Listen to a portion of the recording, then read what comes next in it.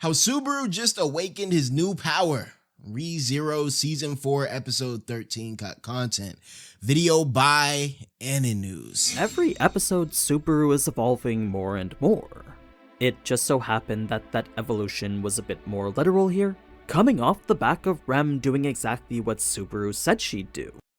And then you'd say, now stand up. Oh shit, hold on, was this a callback? Was this a callback? I don't remember this. Damn, okay, see, and that's why there's low-key some benefits to binging. There's a low-key some benefits to binging a show as opposed to going week by week, because you end up not even missing some things. You end up forgetting some things. And you know what I mean? Like the full circle moments don't hit as hard. But I didn't even peep that her screaming stand up was a callback to, I assume, season 1, right? Because that was damn near the last time she was present. It was a major turning point both physically and emotionally. You see, not only did Subaru manifest a brand new power, he also finally understood the two versions of himself were never enemies to begin with, yet alone different existences where one deserved to live over the other. Okay, I still need an explanation for what the fuck was going on in here. Like, which Natsuki Subaru was tweaking out so hard that they decided to scrape up the walls in his arms. Like, I still don't fully get what was going on here. I don't know if it'll be explained further, but that's something I'm still trying to figure out. That was the shadows Subaru's been fighting this entire time, constantly questioning whether his own self even deserved to remain. The anime does a great job portraying just how gut-wrenching of a decision that was, but there was a lot more that happened behind the scenes. So, from the true nature of the corridor of memories to Subaru awakening a whole new power, there's lots of extra details you're not going to want to miss out on. Okay. Let's get started. Okay. Episode 79, Stand Up, covering chapters 2 and 3 from volume 24 of the light novel. Just 2 chapters? Yo, how many chapters are there per novel? Yo, 𝙏𝙧 is either not going to finish, like, at least in terms of the anime. 𝙏𝙧 is either not going to finish or it's going to be like a 500 episode series, bro. Because what are we on now? 79, 80? Like, and the novels don't seem to be anywhere near the end. This is going to be a long series, man. If it keeps going, like at the rate. Well, no, we've gotten a bit more frequent episodes now.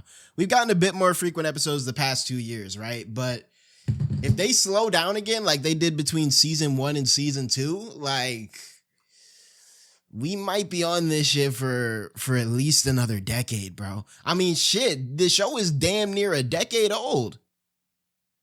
Show is damn near a decade old, if I remember correctly. It came out in either 2017 or 2018. And we're still here. There's around 5 chapters 5 chapters per volume. So they must be either small volumes, which I guess, you know, light novels, or long chapters. But even then, 2 chapters per episode, holy. With everyone now operating as a team again, Amelia would take this brief moment of respite to ask Subaru if he was going to start acting like himself again. She was clearly concerned over his lack of Amelia-tailored mannerisms, so her and Beatrice decided to see if perhaps he remembered some. Unfortunately, he didn't, and though Subaru didn't know why they looked so disappointed after, as we can tell from the anime, it's definitely been weighing on them. Right. Amelia would even try to jog Subaru's memory by showing him the plushie of Puck that he'd made, Subaru's reaction just being, they cut my nigga Puck out the episode? No! Puckle, my boy.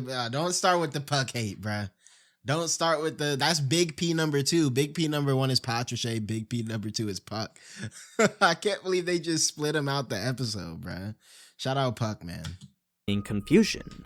To him, it looked like she was showing him her pet cat, but to her, it was yet another disappointment.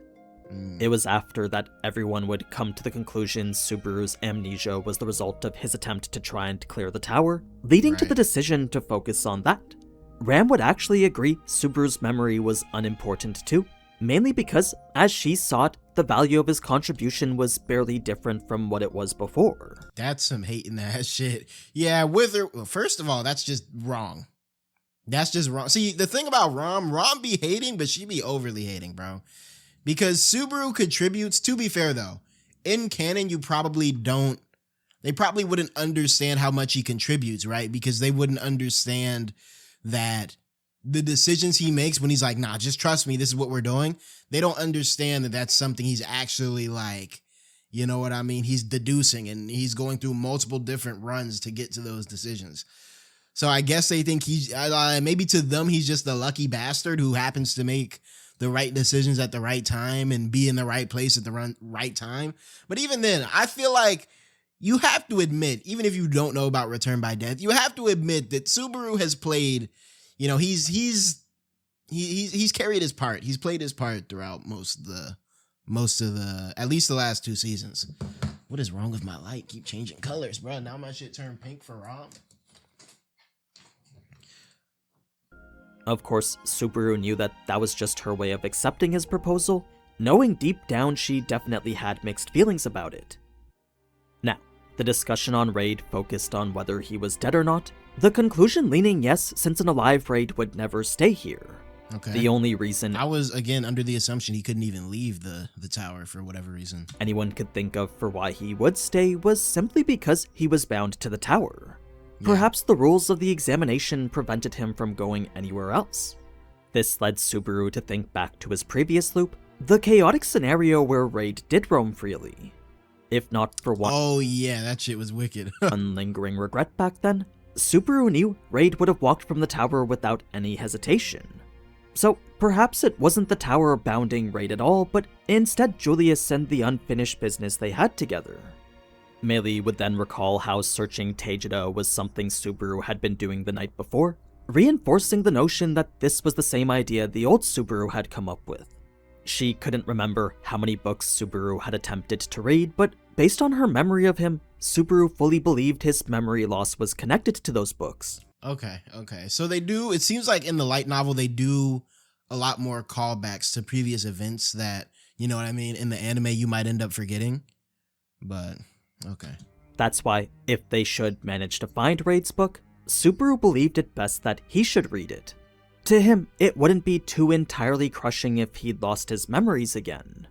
True. That's not to say he was okay with losing his memories though, since after living this day 4 times over, Subaru had made a lot of important memories that he didn't want to lose. Yeah, obviously Subaru is going to be the best one to read it because, you know, Return by Death, he can retain the information regardless of what happens.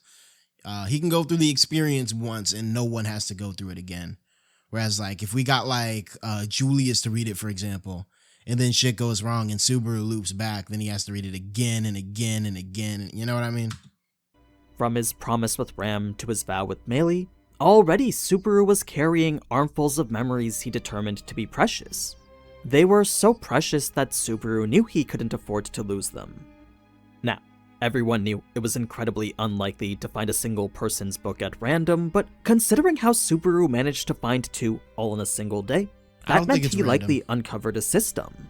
There was no way he was lucky enough to find 2 readable books amongst the millions of others. Yeah, again, I do think and this is what I was saying in my reaction to the episode too, I do think it was something like, boom, you know what I mean? If you go into the library with the intent to find someone's book in particular, if I go in there like, yo, I want to find, you know, if you go in there like, I want to find Teddy's book, let's say I died, and you want to find my book, I think if you go in there with that in mind and set that intention, there is a way you can get to it. I don't know if they go into how. I don't know if they will go into how because, frankly, it's not really important. But they've run into the books of people who they know personally too many times for it to be a coincidence now. I mean, shit, they ran into fucking Meili's book. So, like, you know, what are the odds of that? That meant all they needed to do was figure out what that system was, after which they could use it to find whoever they wanted. It was before everyone would set off to figure that out that first Julius would enlighten them on some existing stories about Raid. There was the time he'd fought 100 dragons and won, then another they cut out the reed glaze? Nah. Where he went undefeated 6,000 battles in a row in the arena on Gladiator Island. There was even a famous legend of how Yo, I'm not gonna lie, that boy Reed chopped his shit in the light novel, bruh. he'd defeated a demon god in a drinking competition. Body All were God. equally absurd, yet the common theme was that they were all stories of his achievements. Unfortunately, none existed regarding his failures or defeats. That led Subaru to think perhaps Raid truly never did lose, a harrowing thought that, if true, would make their predicament even harder. In any case, the challenge of beating Raid would ultimately come down to Julius, and that's why Subaru felt the need to talk to him. Had to talk with him. Hey, bro, Again, we need you. he We thought need you back out to there how full Raid power. considered Julius to be a regret. A rather strange take considering how Raid apparently destroyed Julius. It would make sense for a loser to fixate on the person who beat them, but for a winner to fixate on a loser, that meant something was up. My prediction, you know, I feel like it's not really worth calling a theory. My prediction is that Reed doesn't feel like he beat him thoroughly enough. You know what I mean? A lot of times in anime, those super cocky characters will have that thing where they want to entirely destroy your spirit. You know what I mean? They want to beat you so wholeheartedly that you can't even stand to be around them no more. They want you completely destroyed. And so maybe his, I don't want to say saving grace, right? But maybe Julius is the reason Reed wants to run it back with Julius is because, he doesn't feel like he beat him thoroughly enough, which I don't know about that, man. You were dragging him through the ground with chopsticks. I mean, like those last 3 episodes of season 4, part 1, you were really doing him in. What more do you really want? And now we got to see Julius go through it again, but fair enough. That's why Subaru felt the need to talk to Julius now, since if Raid was willing to go so far as to re-challenge Julius in a 1v1, perhaps Julius did have the potential to beat him. It was an idea Subaru wanted to— So maybe there's some latent potential in Julius that only Reed can pick up on. Start planting into Julius's head from now. First, he needed to rebuild Julius's confidence though, a feat he was only able to accomplish by leveraging the achievements and influence of old Subaru. This current Subaru had no right telling Julius what he did here, but he knew Julius would listen because that was a reputation old Subaru had earned for himself. Yeah, one thing about Subaru is that if nothing else, he has audacity, bro. He will say something to you he has no business saying and not really care how you take it. His words were so bold that Julius almost didn't believe Subaru. I thought of a lot of different matchups in my head, but us guys have to do whatever we can before asking the girls to fight. That would be a disgrace. I don't know, man. If I'm Subaru, I don't know if I'm taking that mindset, bruh. If I'm Subaru, like, shout out Amelia, but you definitely getting in the mix before me. We working egalitarian out here. Shit, I might even put Biyako in the mix. I won't put Biyako in the mix before me, but she will be hitting those Almenias for my backup. Fox Kidna, I feel like, no, she got cooked. She got cooked last time, but she did let off some decent attacks. I'll take Fox Kidna. Like, Subaru, if he doesn't use his wit shit, which now that I think about it, maybe that new gluttony factor will end up being kind of the key he needs to defeating Reed somehow. But if he's not utilizing his factors, which he really doesn't do all that often, I can't really see him being that useful against Reed. Had lost his memories, but whether he did or not, Subaru knew Julius wouldn't run away regardless of what his mindset was. He'd seen it in his last loop, so it was clear the only thing Julius was missing was determination. So, when Subaru hit Julius's chest twice, the first hit was to entrust his expectations, while the second was to hammer home a powerful hope. It had all served to remind Julius of who he was. It didn't matter that Subaru or anyone else didn't remember him, as everyone could see exactly who he was just by the way he acted. So, with the past being one thing and the future another, the two would return back to the group ready to face the next challenge. When it came to Meili finding the book, according to her, it truly was just by chance. That put a hold on greed, not gluttony. Subaru's intent to find a system, but at least the group was one step closer to figuring out why Subaru's memories disappeared. That, however, was a danger the group took into heavy consideration, quite a bit of time being spent on deciding who should read the book. It's a whole skipped conversation that centers around the group's concern for Subaru. So if someone else would have read the book, would they have been the one that ended up interacting with the 𝙏𝙧𝙠 and the rest of that, the gluttony and all that shit that Subaru went through? Or was that a Subaru specific interaction because of his return by death and stuff like that? They didn't want to risk him losing even more of his memories, but really he was the only choice that made sense. Like I said before though, to Subaru this was still a major concern since there was no telling if he might lose his memories from before this world. He had always wondered why he didn't, so if those were on the chopping block next, Subaru felt perhaps he could lose his very sense of self too. It was okay, so that's what he was scared of. He was scared. So if he loses his memories from before the isekai, that's it. That's GG. He doesn't have any memories to go off of. He doesn't have his past self or his present self. Terrifying sentiment that helped him see his current circumstances were more fortunate than he thought. In any case, it was once Subaru made up his mind that everyone knew they weren't going to be able to change it. Instead, all anyone could do was give him words of support. Beatrice and Amelia reminded him to come back. Ram threatened him not to forget their promise, and while Eridina didn't fully agree herself, with her prior theories being nothing but speculation, the number of books you read is what determines the amount of memory lost. Is that just a theory? Her intent to make a choice that was the least likely to be dangerous wasn't really possible. So, with everyone else all in agreement, Subaru would pick up Raid's book and prepare himself. The pressure coming from it was even greater than what he'd felt from Meili's, suggesting the feeling changed depending on whose book you read.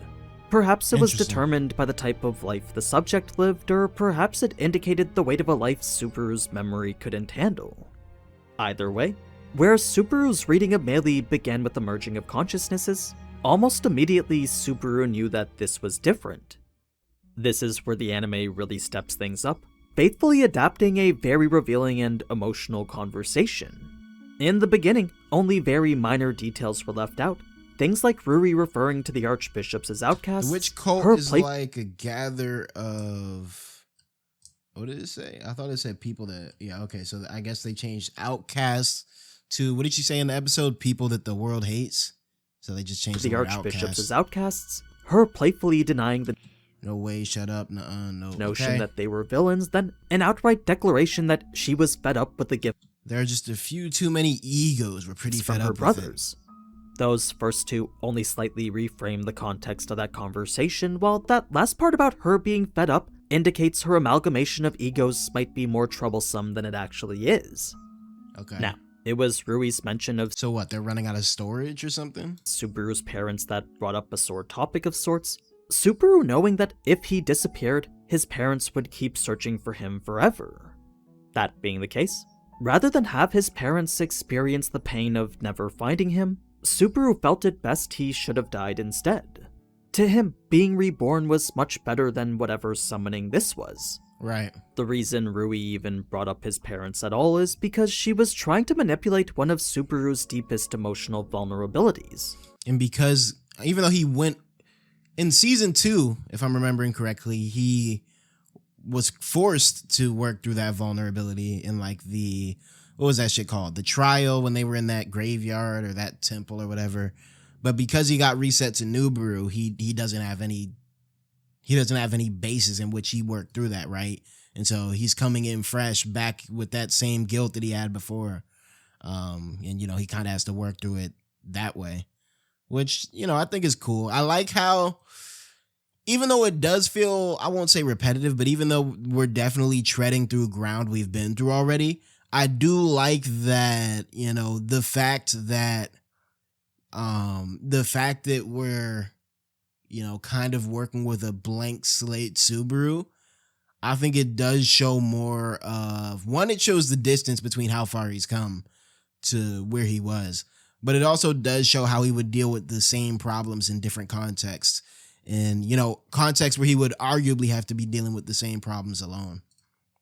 Where Subaru thought he'd resolved that part of his past already, both he and Rui knew it was only on a surface level. She wanted to remind Subaru his efforts were nothing but superficial. At this point, Subaru felt the need to take back control of the conversation, reeling it back so they could talk about the archbishops again. Subaru would ask how many of them there were, Rui answering saying only 4, but of that 4, she wished 2 of them would die. Okay, we got Capella again. Why does my light keep... I need a new light, bro. This shit's starting to piss me off. Right, Capella. This is because okay, I guess all the archbishops kind of beef a little bit. She don't fuck with Capella. Were at their core outcasts, a group of pariahs no different from the witch. She did say the witch was a lot nastier than them though, so because of that, she didn't really like being lumped in with her. That didn't change the fact that they were ultimately the same. I don't know. We've seen some pretty nasty fucking some pretty nasty witches and sin archbishops, bro. I'm gonna need to see some crazy, absolutely wicked, terrible shit from the Witch of Envy for when they finally start to reveal like backstory and she finally starts to become an active part of the plot. I feel like they're setting up so much. It's almost going to be hard to top what they've put in place. Like, how do you make someone that feels more disgustingly evil than the Sin Archbishop of Lust, bro, than Capella? You know what I mean? Maybe that's just my existential fear of having my form changed into a fucking roach or some shit. But I would take Witch of Envy heart tickles 100 times. Heart squishes, whatever the fuck she be doing. I'll take Witch of Envy heart squishes 100 times before I get turned into a group of frogs, bro. I'm sorry. Only with witch factors. They were just called different things in different times and different places. Subaru would then ask if Rui was some type of god serving as the checkpoint right before being isekai'd, a concept she was actually familiar with but didn't fully understand. What is that? That's like a trope reference, right? On some like Konosuba or like Great Sage type shit. It is kind of funny. Subaru, he is technically aware that he's in an isekai, right? Like he comes from a world where the concept of being isekai'd is obviously a thing. That's when she would explain what this place was, defining it simply as a mechanism intended to prevent the world from breaking. So, 𝙏𝙖𝙡 had nothing to do with God, as all it did was recycle souls and nothing more. It didn't care for witch factors or blessings, or for who you are and what you did. All it did was cleanse a soul of its memories and experiences, allowing it to be returned to the world and used again. Interesting. So, and this is just me riffing, right? This is just me thinking. I feel like we're getting the reveal of 𝙏𝙏𝙡𝙠, however you say it. I feel like we're getting that reveal now during the Tower arc for a reason, right? We keep getting these hints of like Subaru in some way, shape, or form, 𝙏𝙏𝙡, rather, has been in this tower before. And, knows Shaola, and right, there's like a whole like little mini subplot going on where we know that Subaru has been here before, right? And then this same arc, we're also getting the reveal that, oh yeah, there's this convenient tower that wipes all your memories when it's time for you to be reincarnated. Interesting. I wouldn't be surprised if when we really start to get into the heavy lore and really start to understand what's going on, I wouldn't be surprised if this 𝙏𝙏𝙡𝙏𝙡𝙏𝙡, whatever you call it, 𝙏𝙏𝙡𝙏, I wouldn't be surprised if Subaru has been here before. And maybe this is just me overthinking it. I'm just that's just a theory, game theory type shit. But if we go back to, and I don't know if I'll be able to find the frame, right, where we get to look at the whole sort of thing, right? The rocking, I'm gonna call it Lagna, because that's what the show was calling it. The Lagna itself, or Langa, it seems shape-wise or structure-wise, it almost seems to mimic or mirror the library. You feel me? Like the library is this big spiral, like tube looking sort of thing with all these books that are filled with memories. And then the old Lagna is also this big long tube, also getting DNA helix vibes. I was thinking that too. And then the Lagna is also this big tube where apparently memories get filtered through. And then we find Subaru accessing this dimension verse thing through a book that comes out of the library. I think the tie between those two might be more relevant than what it's been led on so far. Maybe the library is the Lagna or directly tied to it to some degree. You know, maybe it's like the front facing or the sort of, here's how I'm thinking of it, right? I'm thinking of it in like computer science and programming terms, right? The Lagna itself would be like the back end, right? It's the system that, you know, does the spiritual magical shit to cleanse these souls of their memories and store them somehow.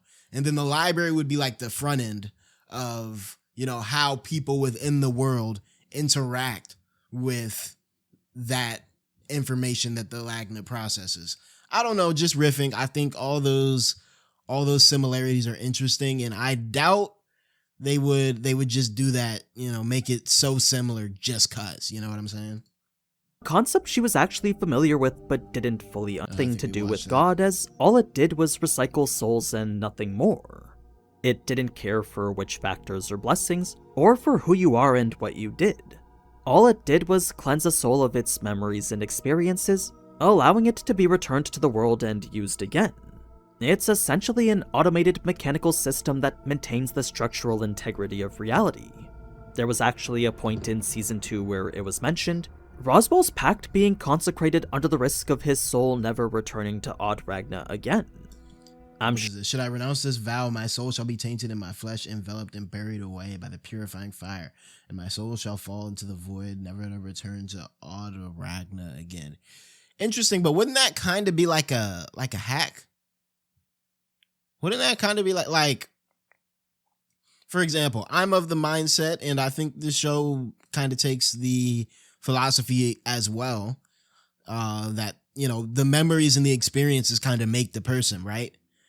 If you're telling me I get a bunch of power and the only punishment I have if I break whatever rule is that my soul doesn't reincarnate, but the soul isn't directly tied to my memories, I might break those rules, I'm not going to lie, because shit, if the soul is something separate that isn't me, that, you know, the memories are what makes me and the memories and the soul are separate, like, my fault to my soul, you know, it sucks that you won't be able to reincarnate again, but am I really going to care if my memories aren't attached? Sure, at the time we probably considered that to be the afterlife, but really it was just here. A place that allowed souls to return back to the world again. So, should Roswell break his pact, then his soul would be permanently exiled from the natural cycle of the universe. It wouldn't be able to return to the place Subaru was at now, resulting in his soul being lost forever. Now, all that spiritual stuff aside, though this current Subaru wasn't aware of the punishment that awaited should someone find out about return by death, an instinctual fear had caused him to hesitate. Rui knew exactly what the root of that fear was though, so she was able to comfort Subaru by telling him the witch won't know anything. Her rule had— Oh, okay, so is the witch is unable to operate within this 𝙏𝙧? So I guess there are some limits to the ability. Already been broken for an entire day, yet with nothing terrible having happened, everything was fine. So, more importantly than that, was the fact that Subaru now knew his previous self had returned by death as well. He had never known for sure, but at least now he knew why Subaru was able to build such a high reputation for himself. Yeah. It was when Rui— he was cheating. Cheating, quote unquote. He was getting multiple tries at literally everything. He declared her love after that was what caused Subaru to reach his breaking point. It reminded him of the hopeless situation of the last loop, and that was just too much for him to handle right now. Interestingly enough though, Rui had zero intention of fighting back here, reason being that she knew Subaru wasn't gonna do anything. She also didn't think Subaru would ever make it back here to begin with, but the fact he did was a pleasant surprise all on its own. Subaru had wanted to tighten his grip to show he was serious, but just as Rui predicted, all he did was loosen it. I'm not gonna lie, she lucky he ain't pop up in that verse when he had that Meisma in the dome. You don't want Meisma, Subaru, bruh. He would have strangled you, no second thoughts. So, this brings us to the whole predicament of this Subaru versus that Subaru, a cruel game of musical chairs where only one of them could win. Subaru wanted nothing more than to give Amelia and the others the Subaru they knew back, but the thought of his own existence disappearing caused him to hesitate. Yeah, this reminds me of almost like, what's that show called? Like Severance, where their personalities get split. Like, if I had a separate personality that split off tomorrow, would I really be willing to give my body back? Shit, would you be willing to give your body back? Would you be willing to say, yeah, I'm going to just erase my existence because, you know, some people, my life as I know it wasn't built by me. You know, even just the idea, right? Like my brain draws a blank at the idea of erasing my existence because it's just so distant from what we have to experience IRL. But like, let's say you're in a Subaru situation. I don't really think I would be willing to give my body back, bro, because even if I'm giving it back to myself, it's still a different version of myself. And I'm basically sentencing the new me to oblivion. And so the only way I think they can resolve this is either have, you know, Subaru be the I don't want to say the bigger man, right? But Subaru make the very tough decision of like, okay, I'm willing to erase myself to do what's right. Or maybe they'll do like some combination sort of thing, right? Where instead of one being erased, they kind of just fuse, right? Like old Baru comes back, but with new Baru's memories. And so I think that's what it's gonna be, right? Like old Baru is kind of in like a pause state right now, right? He's not really gaining any memories. But perhaps at the end of this arc, you know, the two old Baru and new Baru will combine as one into like Super Subaru, I don't know, Subaru. And, you know, the Subaru that lost all their memories, the Subaru from season 4, episode 11, episode 10, whichever one it was, the Subaru from before he lost all his memories will suddenly just be injected with a bunch of memories that the new Subaru made, which would also be kind of scary in and of itself, right? Imagine you're just cooling it. You're just cooling it. Because think about how he would interpret it. He would interpret it, yo, that's kind of crazy. For him, it would be in his head as he went to read Reed's book and then got a bunch of new memories of himself. You know what I mean? It would be like time skipping forward. Like almost like being blackout drunk, right? Like you would time skip forward with memories that are in your head that you don't necessarily, I can't even say you don't remember what the fuck? This shit trippy as hell, bro. Because I'm trying to think, right? If a bunch of memories suddenly beamed into my head, would you even notice? Would you even notice, or would those memories just become part of your memory? You know what I'm saying? Especially if there's no like physical difference. You know, like if a bunch of memories got beamed into a new body, you could look at yourself and say, oh, okay, something's off here. I was a black dude, you know, and now I'm a white girl, or, you know, just a whole new body. But if memories,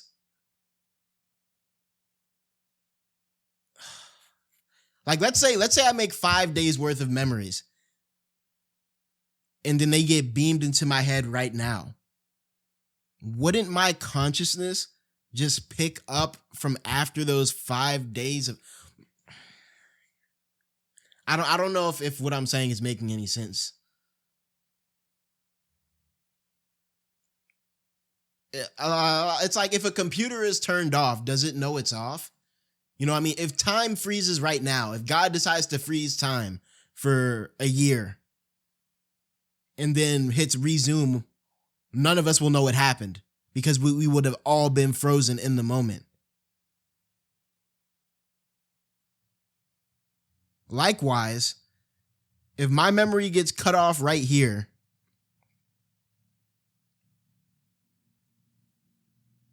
and then something else possesses my body for the next 2 weeks, and then I regain my consciousness and whatever possessed my body goes away, I feel like I would be left with like this weird sense of like psychosis where I'm like, okay, I remember doing these things, but this is not me. You know what I mean? Like, this is not in character. This doesn't feel like something I would do. I don't know if that makes any sense. Let's keep it pushing, though. I think once you start dealing with memories and time and all that shit, it's bound to get trippy. But it's cool to think about. He had hoped perhaps getting his memories back would just result in both their consciousnesses blending, but not even Rui knew what would happen when the time came. Gluttony had never seen someone get their memory back, so there was no telling what would happen to either version of Subaru. So, while Subaru had resolved himself to not hesitate when it came to this very moment, the fatal mistake he made was not taking into consideration what would happen to him. Rui's taunts also didn't help either, her calling herself the person who brought him to life.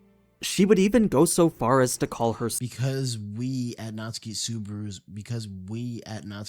memories, you're here now. So that makes us almost like your mother. Oh, because we ate Natsuki Subaru's memories, you're here now. So that makes us almost like your mother. I don't know about all that. His mother, calling his choice to die in front of her choosing your own death right to your mother's face. Isn't that disrespecting your parents, mister? Extremely disrespectful. In the end, Subaru would be faced with a gut-wrenching decision: die for the Subaru of old or live for the Subaru of now. It was while doing so that he could sense his feelings towards the other Subaru being scorched away. And it was as Rui kept encouraging him to make a decision that Subaru would be reminded of a similar scenario. A tragic scene he'd once witnessed from the opposite point of view. It was then that Subaru would demand proof that the current him would disappear. The thing is, Rui couldn't talk about the things that she didn't know. So again, she would encourage Subaru to make his decision, all while Subaru could only wonder what his potential loss of self would be like. The thought— yeah, alright, would y'all erase yourself there? Like, it's not like it would hurt or something, but just the thought of being like, okay, I cease to exist. You know, just being able to give up existence, put down existence, that sounds, again, existentially terrifying. You know what I mean? I don't even think our brains are made to process not processing. Like, what does nothing feel like? I mean, they basically asking him to take himself off the map. They asking Subaru to kill Subaru.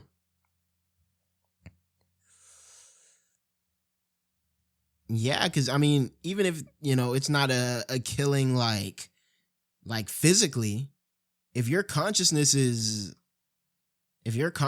no longer moving, then you're as good as nothing, you know?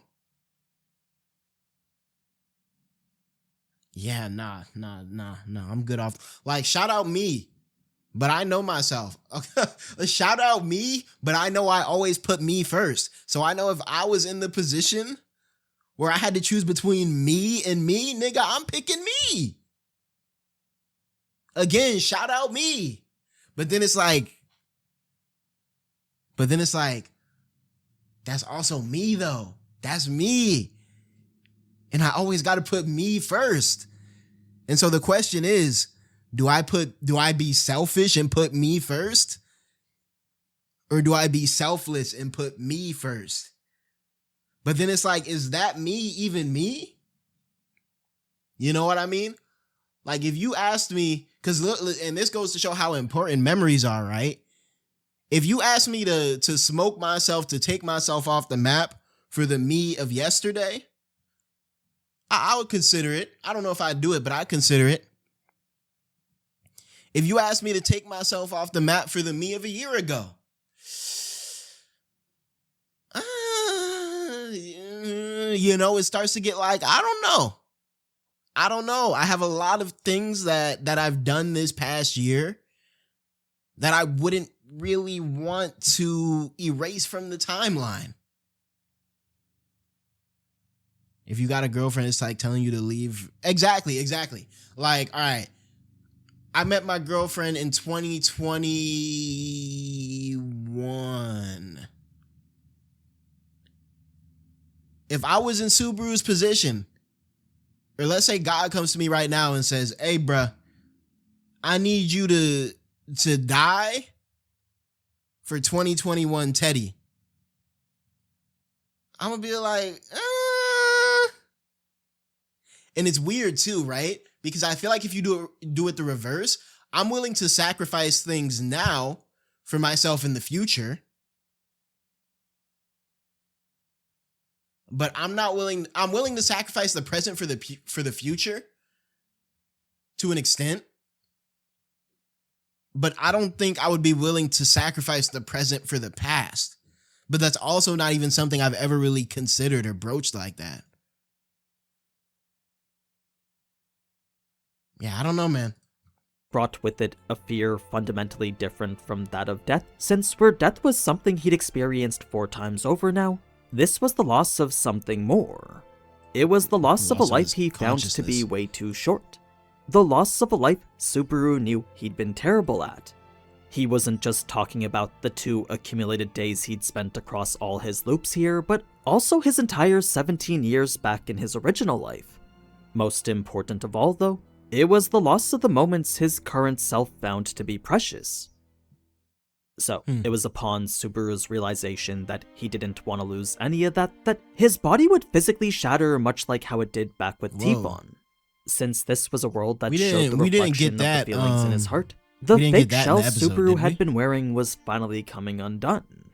The strong facade he'd been putting on was literally peeling off. So, despite Subaru's life always having been so negative, this short 2-day period with the others was a ray of sunlight he didn't want to let go of. Not willingly and certainly not by his own actions.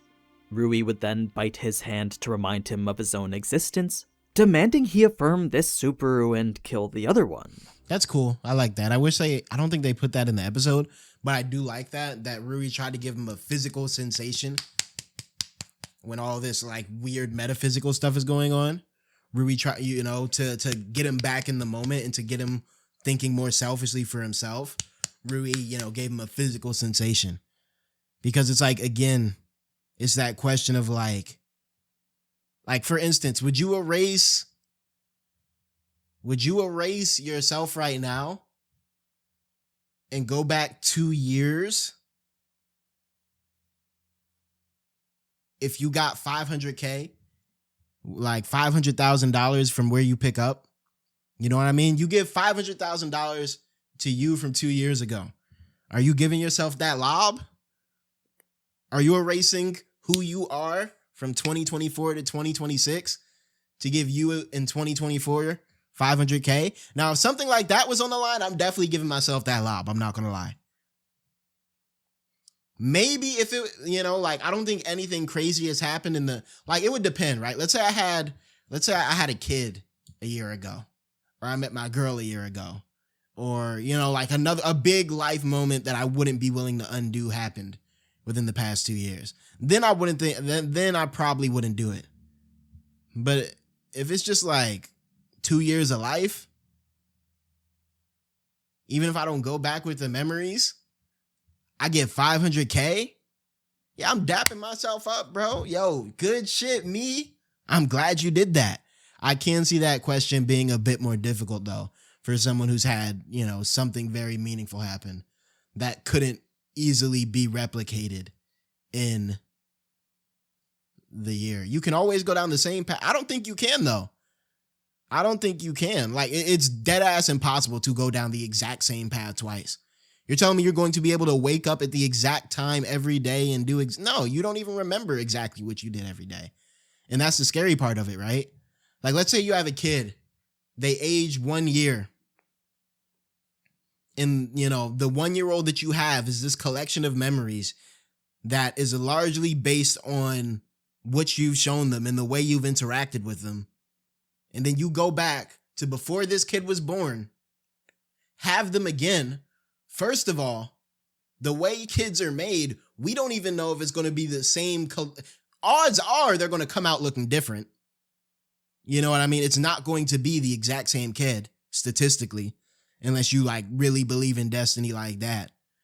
But then at the same time, like you might even see them developing into a different type of person too, because you might be raising them slightly different. Or so, you know what I mean? If you start to look at shit like that, like if I had a kid in the past year, I wouldn't go back 2 years. But then also if something bad happened that the 500K couldn't fix, I would feel guilty as hell too. Like if someone died that was close to me that hadn't died in this timeline, I would be like, fuck, this is low key my fault. So yeah, I don't know. It was amongst the tears that Subaru didn't even know what emotions he was feeling, but what he did know was that he was ready to take Subaru's place now. Even if the blurry figure approaching him happened to share the same face as him, Subaru was determined to kill the other Subaru and claim what he felt was... That boy was ready to box him himself. I bet you he would have choked himself too. ...his. The moment he was about to declare themselves different, though, that's when Subaru would realize it wasn't himself. No. Instead, Rim. It was the girl who would remind Subaru of who he truly was. The anime was glazing. The anime was glazing because why did they push her? Like, why did they make her dress have less coverage in the anime, bro? I'm telling you, bro, the anime, whoever on that animation team, they be like giving Rim extra points, bro. I feel like they're a Rim fan. And as an Amelia fan, I don't know how to feel about that. Her words would increase the number of cracks manifesting within Subaru's heart, allowing Subaru to break free from the shell of Subaru. What emerged in the end was a person no different from what had been there before. If anything had changed, it would be his demeanor from before Rem's appearance and after. The rest was pretty much as we saw. Rem's very actions exactly like how Subaru described back in Season 2, Episode 12. I don't know if you guys remember the conversations. I knew that when I was at the end of my rope, clutching my knees and wallowing in anguish, you would come and stay gently by my Subaru side. Had with Carmilla here, but the reason he was able to tell it wasn't her is because Rem would never tell Subaru to give up. Instead, she would always listen to his grievances, then tell him to stand back up. So, to see the real Rem do that here and now... Get your ass up! Well, that was a very emotional reunion. She did not really listen to his grievances, bro. I mean, she kind of did, but she definitely just kept saying the same shit to him over and over. And I really wasn't expecting. Now, Subaru immediately knew Rem's words to be a confession of love, giving him one more reason not to give this place back to the old Subaru. He said, damn, I got 2 baddies? Shit, I'm definitely staying now. More importantly than that, though, was the way her words triggered something deep inside Subaru. The novel describes it as him being purified, but the anime shows it as something more. Both display it as the complete manifestation of the Greed Authority. Yeah. The novel makes that clear by saying, okay, so it's because he was greedy. You know, he was selfish in choosing to stay. The anime displays it by showing the Leo constellation. So this I was ain't the even seed peep all that. Okay, that's a cool way to illustrate it. You know what I mean? I just saw a bunch of fucking dots, but you know, nothing in animation is a mistake. So this was the seed of greed responding to Subaru's desires. So does that mean he's going to get like that weird time stop infinity sort of thing that old boy had, Regulus? Want to hold everything and lose nothing, blooming it into the strength that would allow him to fulfill that wish. It was this fickle witch factor connecting with his being. So, with an unwavering greed now settled within bullshit, Subaru, like Subaru had finally come to the understanding he and his other self weren't different. His need to differentiate himself was nothing but a curse, so with that curse now lifted, finally Subaru felt that he could move forward again. Rui's plan had always been to divide the two Subarus, but instead, Subaru had come out united. It was an incredible scene that resulted in incredible growth, all supported by ReZero's true best girl. I am a little worried now that it's okay, we done. We done here. I'm gonna like the video because that was some good info. But I'm not true best girl, man.